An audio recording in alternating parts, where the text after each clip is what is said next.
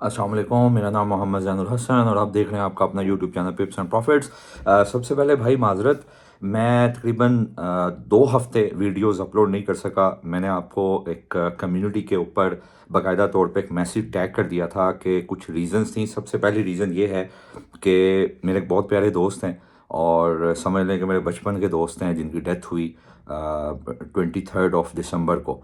और जिसके बाद जो है वो ज़ाहिर है कुछ इस तरह की डीप टॉर्मेंट में था मैं कि मैं जो है वो आपके साथ या समझ लें डीप एग्नी थी जिसकी वजह से जो है वो गहरा सदमा था जिसकी वजह से ज़ाहिर है मैं वीडियो अपलोड ना कर पा रहा था, ना मैं जो है वो पूरी तरह से स्टेबिलिटी में था।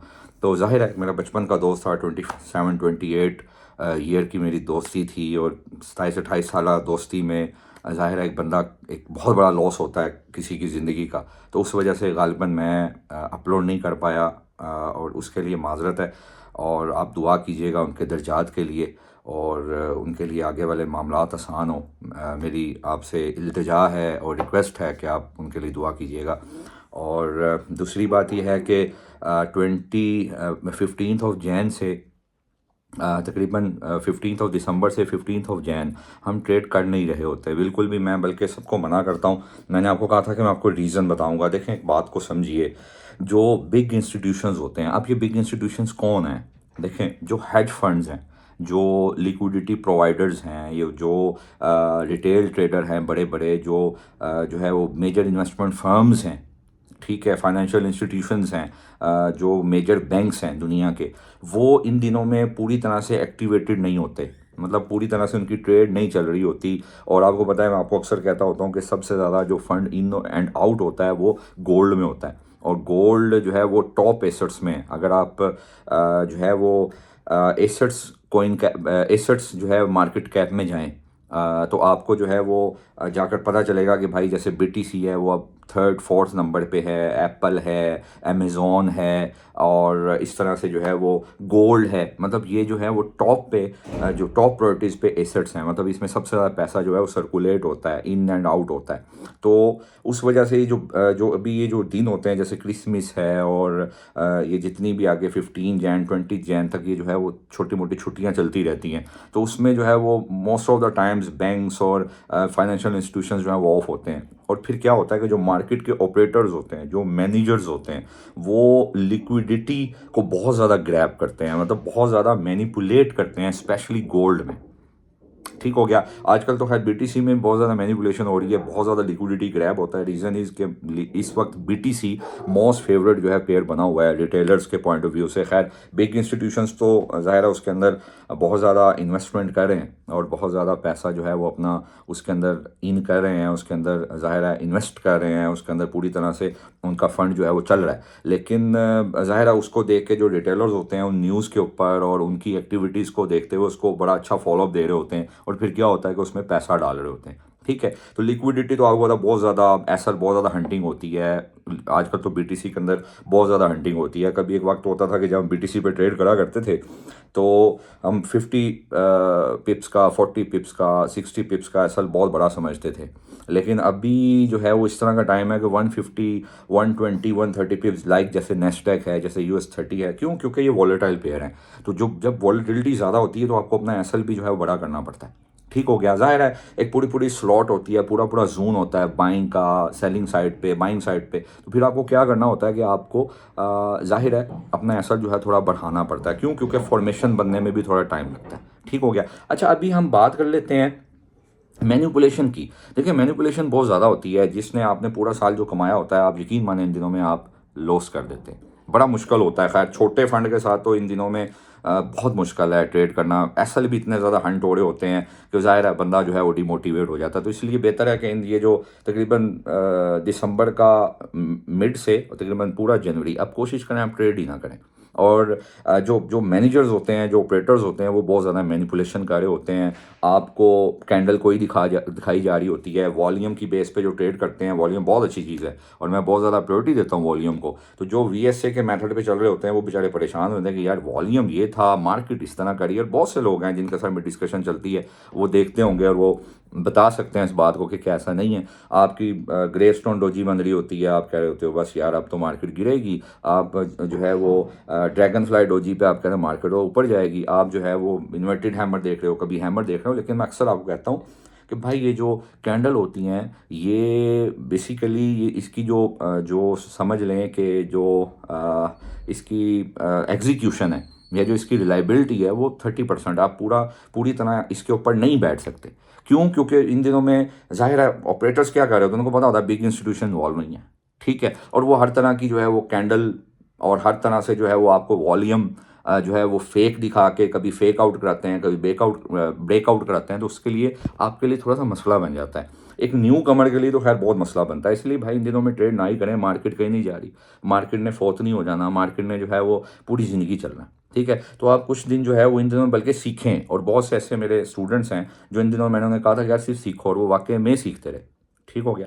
अच्छा, अब हम कल के दिन की बात करते हैं। इंशाल्लाह कोशिश करूंगा रेगुलर बेसिस पे अब ट्रेड्स आपको दूंगा और कल के दिन की हम बात कर लेते हैं।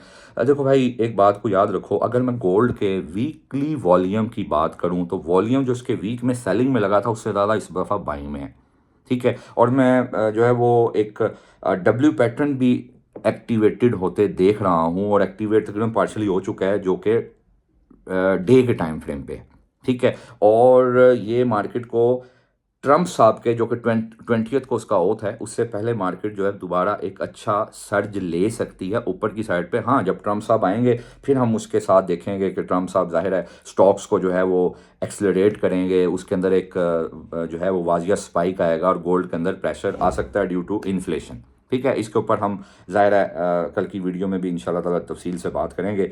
और मैंने प्रीवियस वीडियोज़ में की भी हुई हैं कि भाई जब ट्रम्प आएगा तो गोल्ड के ऊपर प्रेशर क्यों आएगा, ठीक हो गया।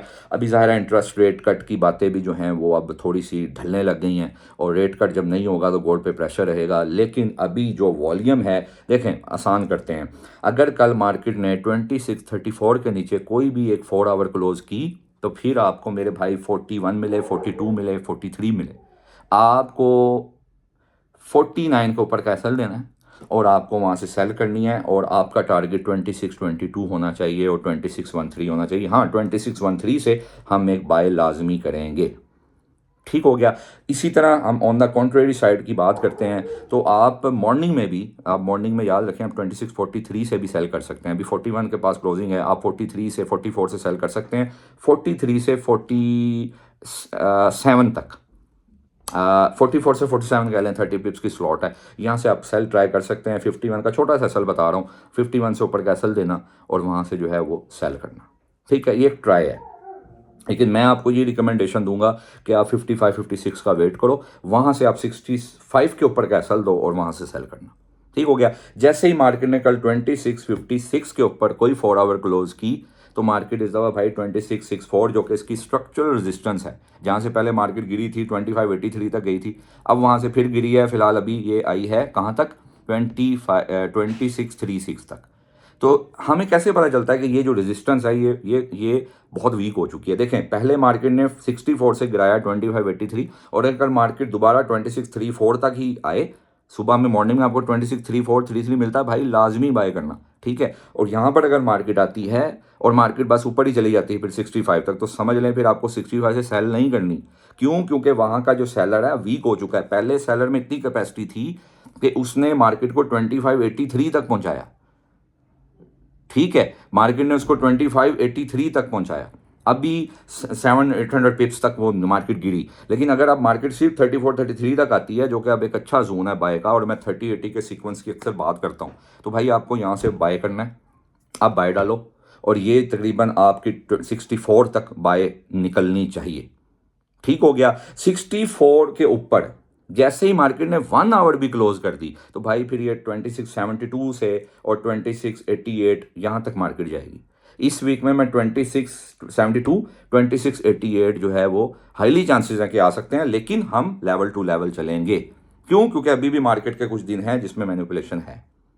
ठीक हो गया। इसी तरह देखें, मैंने बड़ी डिटेल से आपको गोल्ड के बारे में बताया। इसी तरह आप देखें, कल न्यूज़ भी है, सर्विसेज पीएमआई है जो बताते हैं कि भाई रिसेशन है कि नहीं। और अगर आपको पता है रिसेशन आ गया, देखें सर्विसेज पीएमआई या आईएसएम सर्विसेज पीएमआई, ठीक है, आईएसएम की ज़्यादा ज़ाहिर है एक वर्थ होती है, लेकिन फंडामेंटल्स हैं, ज़ाहिर है इसको हम छोड़ नहीं सकते। नेक्स्ट मैं कोशिश किया करूँगा फंडामेंटल भी डिस्कस करूँगा, और फंडामेंटल किस तरह से टेक्निकल को ओवर रूल करते हैं ये भी आपको साथ साथ बताया करूँगा। तो कल अच्छा देखें, न्यूज़ के टाइम पे एक चीज़ याद रखें, मैं अक्सर बताता होता हूँ, अगर मार्केट में न्यूज़ आ जाती है गोल्ड के लिए बीरिश, या किसी भी ज़ाहिर है एसेट के, हर एसेट के लिए उसकी न्यूज़ होती हैं वो जो कि उस पर इम्पैक्ट डालती हैं। वाहिद एक ऑयल ऐसा है जिसपे ज़ाहिर है इम्पैक्ट कम पड़ता है न्यूज़ का, वो अपने टेक्निकल्स को फॉलो करता है। ऑयल खैर बहुत तंग कर रहा है, और बड़ा ही तंग किया यकीन माने इस वीक में ऑयल ने।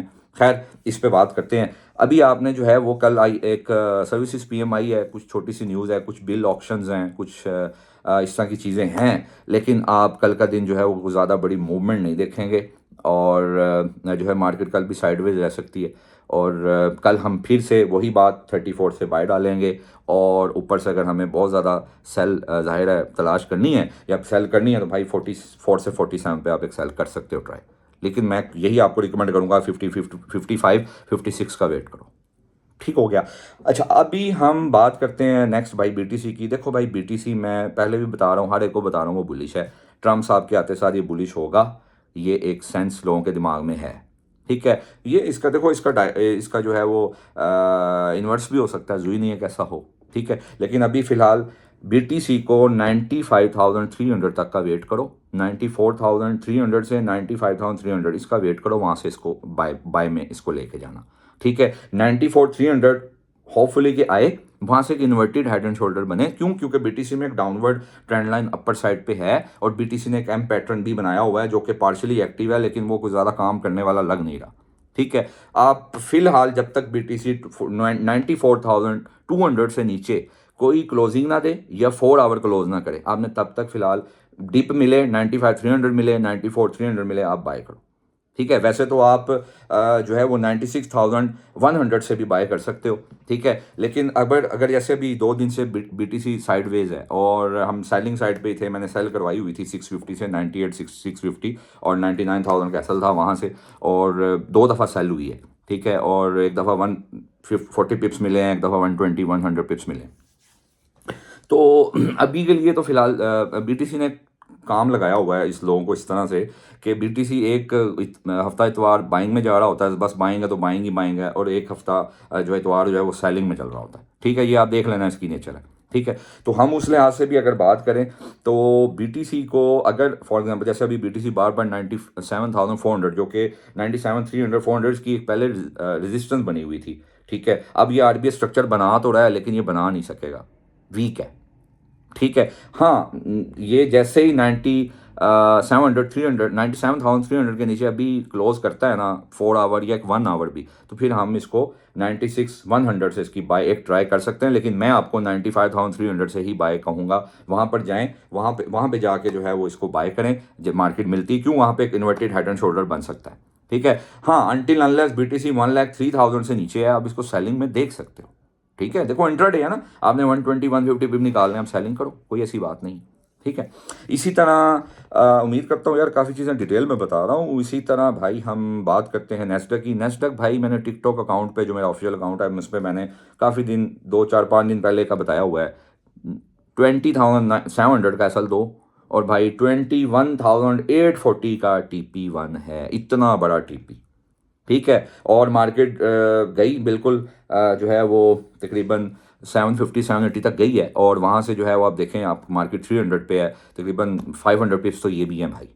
ठीक है, और अभी भी देखें उसके अंदर एक डब्ल्यू पैटर्न है इंट्राडे में भी, और बाकायदा एक्टिव है, और 4 आवर में भी।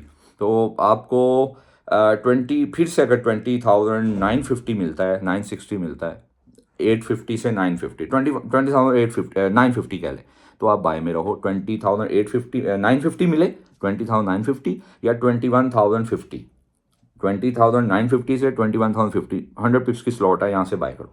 ठीक है, और वही 700 का। देखो अगर आपने बड़ा टीपी लेना है भाई, रिस्क टू रिवार्ड रेशो बड़ी करनी है भाई, एसएल भी बड़ा देना पड़ेगा ना। ये स्विंग्स हैं, और पैसा स्विंग ट्रेड्स में बनता है।